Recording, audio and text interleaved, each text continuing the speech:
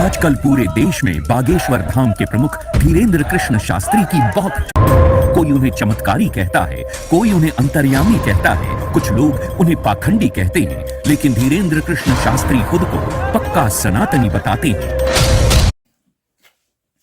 Suhail, welcome back guys and you are seeing mom's reaction channel. मैं हूं हर्ष कुमार सिंह। मैं हूं संध्या। आज का जो हमारा एपिसोड नंबर 004 का जो मेन थीम है वो है गुरु बलवान तो चेला पहलवान।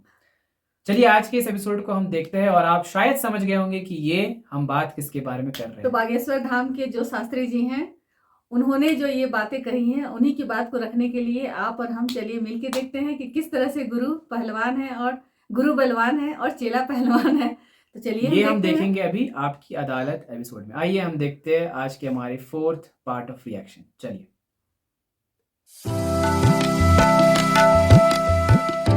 धीरेन्द्र कृष्ण शास्त्री पर मुकदमे में आज हमारे जज हैं वरिष्ठ पत्रकार विनोद अग्निहोत्री।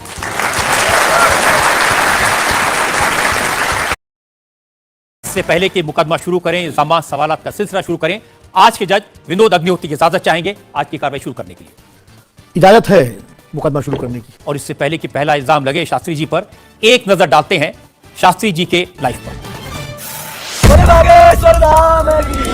आजकल पूरे देश में बागेश्वर धाम के प्रमुख धीरेन्द्र कृष्ण शास्त्री की बहुत, कोई उन्हें चमत्कारी कहता है, कोई उन्हें अंतर्यामी कहता है, कुछ लोग उन्हें पाखंडी कहते हैं, लेकिन धीरेन्द्र कृष्ण शास्त्री खुद को पक्का सनातनी बताते हैं। हो जाओ सनातनी, एक हो जाओ, यही हम चिल्ला रहे हैं कब से। शक्ति का प्रभाव दिखाना यही हमारा उद्देश्य है। धीरेन्द्र कृष्ण शास्त्री का दावा है कि उनके ऊपर बजरंगबली की विशेष कृपा है। वो भक्तों का दुख दर्द भी है, इसलिए धीरेन्द्र कृष्ण शास्त्री का प्रताप भी बढ़ रहा है। उनके भक्तों की संख्या अब लाखों में सिर्फ 26 साल के हैं। साल 2 साल में ही बागेश्वर धाम के पीठाधीश्वर के याद हो गए। अब बड़े बड़े मंत्री और अफसर भी उनके दरबार में हाजिरी लगाते हैं। धीरेन्द्र कृष्ण शास्त्री सबसे पहले नजरों में आए जब संस्कार टीवी पर उनकी भागवत कथा दिखाई जाने लगी। फिर वो चमत्कार भी दिखाने लगे। 21वीं सदी के इस कथावाचक के वीडियो आजकल हर मोबाइल में है। बाबा इंस्टाग्राम से लेकर फेसबुक तक हर जगह छा चुके हैं। जैसे जैसे धीरेन्द्र कृष्ण शास्त्री की लोकप्रियता बढ़ी तो विवाद भी सामने आ गए। धीरेन्द्र कृष्ण शास्त्री का दावा है कि वो कोई पैसा नहीं लेते। जो उनके दरबार में आना चाहते सिर्फ हनुमान जी के यहाँ नारियल बांधकर अर्जी लगानी पड़ती है। धीरेन्द्र कृष्ण शास्त्री एक अच्छे वक्ता हैं। अब उनका संकल्प है कि वो सनातन धर्म को घर घर पहुंचाएंगे और भारत को हिंदू राष्ट्र घोषित करवाएंगे। 26 साल की उम्र में इतनी चर्चा, इतनी पब्लिसिटी, ऐसा क्या है आप में? जिसका गुरु बलवान होता है चेला पहलवान होता है। जो लोग कहते थे ईश्वर नहीं होते या भगवान नहीं होते, हमारी दृष्टि में इस छोटे से गांव से, गढ़ा गांव, मध्य प्रदेश के बुंदेलखंड में एक छोटा गांव गढ़ा है। गढ़ा में रहने वाला एक छोटे परिवार का बालक धीरेन्द्र कृष्ण अगर यहां तक पहुंच सकता है बालाजी की कृपा से, तो भारत का प्रत्येक व्यक्ति भगवत कृपा से कहीं भी पहुंच सकता है। आपने ये नहीं बताया कि यहां तक कैसे पहुंच गए हैं। ये जो लोग हैं, जो फॉलो करते हैं, जो आपके बारे में इतनी बातें करते हैं, ये क्यों करते हैं? क्या है आप में? बागेश्वर बालाजी की कृपा, वो सब पर है। लेकिन आप अगर कहेंगे, क्योंकि आपसे जीतना तो बड़ा मुश्किल है, हम पहले आपको साफ कर दें कि चूंकि आपका नाम तो रजत शर्मा जी है, लेकिन हम आपको दयालु नाम से, क्योंकि हमारी भारतीय परंपरा में बड़ों का नाम नहीं लेते, हम आपको दयालु कहकर संबोधित करेंगे, अगर बुरा ना लगे तो। आप कुछ भी करते हैं। वैसे हम आपके यहाँ आज मेहमान हैं, तो यह हमारा अधिकार भी है। तो दयालु जी, हमारे ऊपर, सबके ऊपर बागेश्वर बालाजी की कृपा है, लेकिन हमने अपने गुरुदेव की जो चरणों की सेवा की, उस सेवा के माध्यम से ऋषि परंपरा की जो मंत्र विधा हमको प्राप्त हुई है, वो हमारे पास एक ऐसी अनूठी है जिससे पूरा विश्व की मंगल कामना भी करते हैं। पूरा विश्व अपनी समस्याओं के समाधान के लिए गुरु के नाते बागेश्वर धाम चला आता है। शायद इसलिए लोग हमारे पास आते हैं। मैंने तो ये देखा कि जब से आप संस्कार टीवी पर आना शुरू हुए और लोगों ने आपके प्रवचन सुने, उसके बाद लोकप्रियता बड़ी तेजी से बढ़ने लगी। हाँ, ये कह सकते हैं माध्यम है, परंतु देखो साधन है, साध्य नहीं। दरबार 3 पीढ़ी से लग रहा, हमारे दादा गुरु जी भी लगाते, हम भी 11 साल से लगा रहे। नजर आपकी आज पड़ी अब इसमें, और हमें ये लगता है कि इसमें ये हमारी गलती नहीं है, देखने वाले की गलती। बड़ी देर से देखा है हमें, हम तो पहले से ही गुरु कृपा से चमकदार थे। मुझे तो लग रहा है बहुत जल्दी देख लिया आपको भी, तो आपकी उम्र ही कुछ नहीं है। हम उस परंपरा से हैं, जब 5 वर्ष की अवस्था में ध्रुव जी लीला कर सकते हैं, प्रहलाद जी लीला कर सकते हैं, तो हम 26 साल में क्यों नहीं लीला कर सकते? तो आपने क्या क्या लीलाएं की हैं? कोई ऐसी लीला नहीं की जिसमें हम फंसे, लेकिन आपकी अदालत में आए हैं तो आपके उसमें आप जो कह रहे हैं, तो हमारे जीवन में गुरु कृपा से जो किया सब सनातन के लिए किया और केवल सनातन के लिए करें। लीला का मतलब ये हम कोई ईश्वर नहीं है, हम कोई भगवान नहीं है, साधारण जैसे ये इंसान है वैसे हम मानव हैं, हम में कोई अलग नहीं है, बस हमने अपनी परंपरा को ठीक से जाना, ये अलग है। आप जब स्कूल में पढ़ते थे तो जैसे बाकी छात्र होते हैं ऐसे ही थे लगभग। और मास्टर जी कहते थे ये स्कूल में ना आए तो अच्छा है, इतना शरारती है? हाँ, उपद्रवी तो थोड़ा थे, क्योंकि हम जाते थे तो एक तो बहुत कम जाना होता था, लेकिन बहुत गंभीर और सौम्य भाव से हम जाते थे और लोगों की भावनाएं हमारे पास रहती थी। चूंकि हमारे दादा गुरु का नाम बहुत प्रसिद्ध था, तो दादा गुरु के कारण लोग हमको भी प्रेम देते थे, स्नेह देते, दुलार देते। हमारे दादा गुरु जी को हनुमान जी का 2 बार साक्षात्कार हुआ, ऐसा हमने माना और उनके अनुयायियों ने माना। तो हम जब स्कूल में जाते थे तो बचपन से ही बड़ी कृपा थी, तो लोग बच्चे हमारे पास आते थे, सब क्लासें एक साथ हो जाती थी, 9वीं 10वीं 8वीं सब एक हो जाती थी, जिसमें हम बैठते थे, अच्छा महाराज जी बताइए हमारी कितनी परसेंटेज बन रही है। तो हम वो बचपन उस वक्त ऐसा भाव रहता था दिखाने का। अब तो बहुत गंभीर हो गए, लोगों ने कह करके हमें बड़ा गंभीर बना दिया। तो वो भाव रहता, अच्छा ठीक है तेरी प्यारे 56% बन रही और मेहनत कर 60 हो जाएगी। तो कौन हनुमान जी बताते थे कितनी परसेंटेज? गुरु प्रेरणा। हमसे कोई शक्ति बात नहीं करती है, कोई सामने नहीं हमारे पास बैठती है, हमें तो अनुभव होता है, प्रेरणा होती है, जो ऋषि परंपरा में प्रेरणा है, जो हमारे भारत में अनेकानेक महापुरुष, तो हमको प्रेरणा लगती है, ऐसा अनुभव होता है कि ऐसा होगा, जैसे हमें प्रेरणा लग जाती है कि ऐसा होगा, वो हम लिख देते हैं और इष्ट कृपा से और अपने इष्ट के प्रति आस्था से वो बात सत्य निकलती है। हमारा जीवन भी बड़ा अभाव से गुजरा। एक छोटी झोपड़ी रहती थी, वो भी झोपड़ी कच्ची झोपड़ी, उसमें पिताजी रहते थे, हमारी माँ, हमसे छोटी बहन और उससे छोटा भाई, 5 लोग उसमें रहते थे। उसी में भगवान को स्थान था। दादा गुरुजी निर्मोही अखाड़ा से साधु थे, तो उन्हें परिवार से ज्यादा मतलब नहीं था। बड़ा अभाव में गुजरा हमारा जीवन, बहुत विचित्र स्थितियों में गुजरा, लेकिन अभाव ने प्रभाव की महिमा बताई और आज प्रभाव ने हमें अभाव की महिमा बताई। तो आप कह रहे हैं कि जब छात्र थे तो साधारण छात्र थे जैसे बाकी बच्चे होते हैं, वैसे आज घर परिवार वैसा था जैसे बाकी लोगों का होता है? कोई नई बात नहीं, कोई ऐसा, हम कोई ईश्वर नहीं है, हम संसार से कोई अलग से ब्रह्मा जी की फैक्ट्री से सेट नहीं हुए।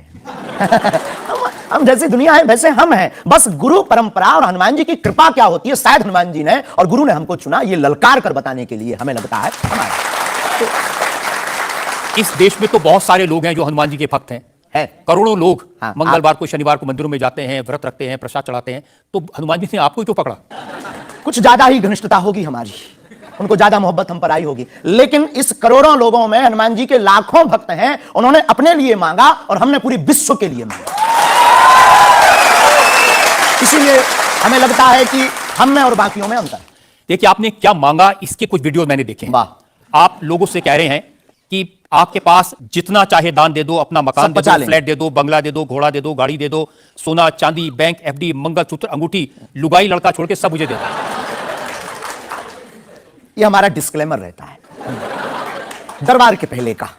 लोगों को जो भावनाएं रहती हैं कि गुरु परंपरा के लोग और साधु लोग दरबार इसलिए लगाते हैं, भगवान को इसलिए रखते हैं कि ये कमाई का जरिया बनाते हैं, और हमने अपने दरबार में बैनर लगा करके वो माइक पर ठोक करके बोलते हैं कि यहाँ किसी भी प्रकार का शुल्क फीस दक्षिणा नहीं लगता, पर अगर तुम शिष्य मानते हो अपने आप को और हम गुरु हैं, तो गुरु परंपरा के नाते अगर कुछ भी तुम दे दो, अगर आप भी इंडिया टीवी का ये हाउस हमारे नाम करें,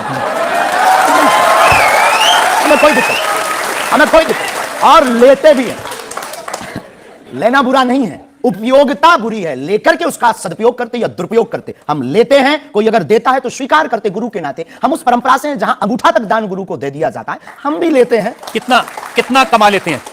हमारी तो कोई फिक्स कमाई नहीं है, क्योंकि हमारी कोई कंपनी या बिजनेस नहीं है। कोई चढ़ा जाता है, हमारे पास करोड़ों सनातनियों का प्यार, लाखों करोड़ों लोगों की दुआएं, हजारों संतों का आशीर्वाद, इतनी हिसाब किताब तो रखता होगा ना कि कितना पैसा आया, जितने सनातनी उतनी कमाई, हिसाब आप लगाओ।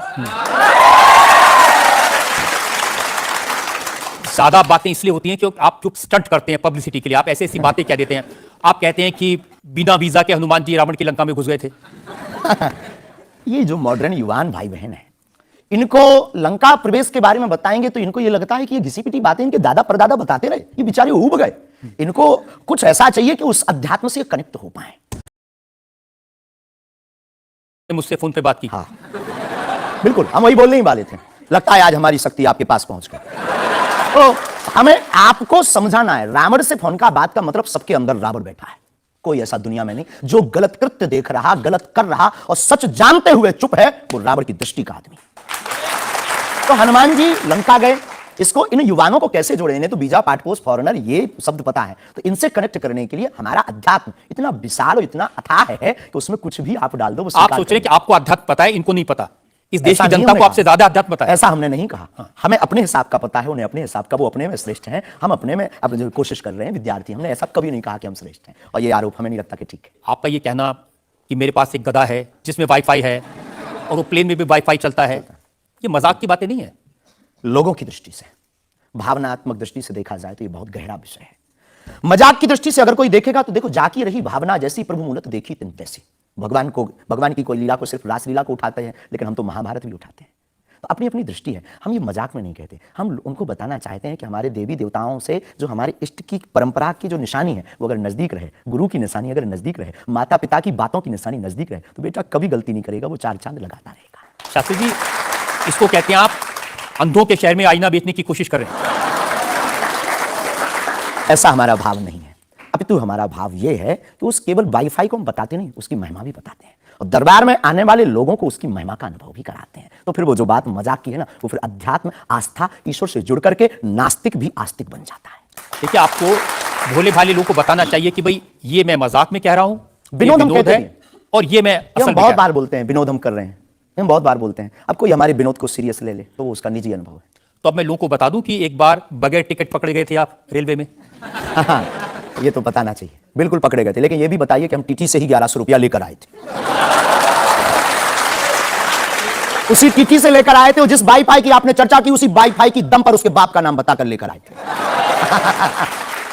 इसी तरह की बातें कह के ऐसे दिखाते हैं जैसे चमत्कार कर दिया, जैसे मेरे ऊपर हनुमान जी की बहुत कृपा हो गई, मैं भविष्यवक्ता हूं, और फिर जो भोले भाले लोग हैं वो प्रभावित हो जाते हैं। हमने कभी ये नहीं दावा किया कि हम चमत्कारी हैं। आज भी आपकी अदालत में हम कहते हैं कि हम कोई चमत्कारी नहीं है, हम कोई ईश्वर नहीं है, हम कोई महात्मा नहीं है, हम एक आम इंसान हैं। लेकिन हमारी अपने इष्ट के प्रति आस्था, ऋषि परंपरा के प्रति आस्था है, जो महर्षि वाल्मीकि से पत्र दरबार की महिमा चली है, उस महिमा का हम अनुकरण करते हैं और उस आस्था में उलझनों में का रास्ता मिल जाता है, तो उसे आप चाहे चमत्कार मानिए अथवा फिर आप अपनी बुद्धि से जो जिसने जो जाना वो हमें माना। और मैं बताता हूं, एक लवलेश नाम के गुरुजी हैं, 20 साल की उम्र है, और वो भी इसी तरह से पर्ची निकालते हैं। हम कभी ऐसे मिले नहीं, इस भाव से हमारा कभी मिलना नहीं हुआ, और इस विषय पर उनका निज मत हो हम कह नहीं सकते, ईश्वर जाने। मत तो पता नहीं, उनके ऊपर रेप का इल्जाम है और वो जेल में है, कह नहीं सकते। तो उस एरिया में ऐसे और भी बहुत सारे लोग हैं। अभी हम अर्जी लगाने के हिसाब से घूमे नहीं हैं। आप कहो तो इस बार जाकर के घूमेंगे कितने लोग हैं। अभी तो हमें एक पता है, छतरपुर जिले में एक गड़ा गांव है, वहां बागेश्वर धाम है, वहां सदगुरु सन्यासी बाबा से परंपरा चली दरबार की, आप भी आइए। ये बात सही है कि देश में बहुत सारे ऐसे लोग हैं जो कहते हैं हमारे पास सिद्धि है। एक जयपुर में है, उन्होंने बताया कि मैंने कर्ण पिशाच को साधा हुआ है, और वो भी किसी की भी डेट ऑफ बर्थ बता देते हैं, किसी के परिवार वालों का नाम बता देते हैं। हमारे पास ऐसी कोई सिद्धि नहीं, ना हमने ऐसी कोई साधना कर रखी है। हमारे पास सिर्फ अपने इष्ट पर हनुमान जी पर भरोसा है, जो अष्ट सिद्ध नवनिधि के दाता हैं। ना हम कोई डेट बताते हैं, ना हम कोई नाम बताते हैं, और अगर उनकी कृपा से पता चले जाए तो कोई बुरी बात नहीं है कि संत का नाम आते ही हमारे माइंड में एक इमेज बनती है कि गाड़ी होगी, बहुत ही जो उनकी वेशभूषा होगी बहुत ही सिंपल और सरल होगी। है आपकी दुनिया ही रंगीन है तो साधु को भी रंगीन होना चाहिए। बहुत बढ़िया, बहुत बढ़िया। जब 7 रंगों की भरी दुनिया है माय डियर सिस्टर, 7 रंगों से भरी दुनिया है, तो मुझे क्या दिक्कत है। और हम कोई साधु नहीं, हम कोई महात्मा नहीं, ना हमने चोला ले रखा है। हम एक वर्ण व्यवस्था की बात नहीं करेंगे, हम एक गुरु के शिष्य हैं और आम इंसान हैं। और अगर कोई सरनेम पूछे तो हम शुक्ल वंशीय सरयूपारी ब्राह्मण है। तो जो 7 ब्राह्मणों की वेशभूषा है वो हमने धारण, ये पादुका अपनी एक परंपरा को निर्वहन करने के लिए धारण की, और टोपी कोई आया तो दे गया, अगर आप कुछ दो बहन हमें तो वो भी स्वीकार है।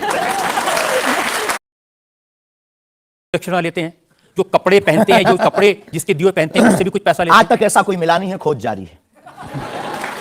किसी ने हमें आज तक दक्षिणा नहीं दी, टोपी पहनाने के नाम पर या कपड़े पहनाने के नाम पर। हम तो आता है तो उसका पहन लेते, अपना दे देते हैं। हम तो साधु उस परंपरा के हैं, उस परंपरा के। अच्छे लगते हैं आपको रंग बिरंगे कपड़े, बहुत आनंद आता है। क्या दिक्कत है साहब, किसी को दिक्कत है वो हमसे ज्यादा रंगीन पहने। एक शायर ने कहा कि जो खानदानी रईस हैं वो मिजाज रखते हैं नर्म अपना, आपका लहजा बता रहा है आपकी ये शोहरत नहीं। लोगों को लगता है, हमें लगता है कि हमारे जीवन में ना हमें धन प्रिय है, ना मान प्रिय है, ना सम्मान प्रिय है, हमें हनुमान प्रिय है। और हमने जब से जन्म लिया तब से हम धनवान, और दुनिया का प्रत्येक हनुमान है जिसके जीवन में हनुमान है। वो निर्धन है इस दुनिया में जिसके जीवन में भगवान नहीं, वो निर्धन है।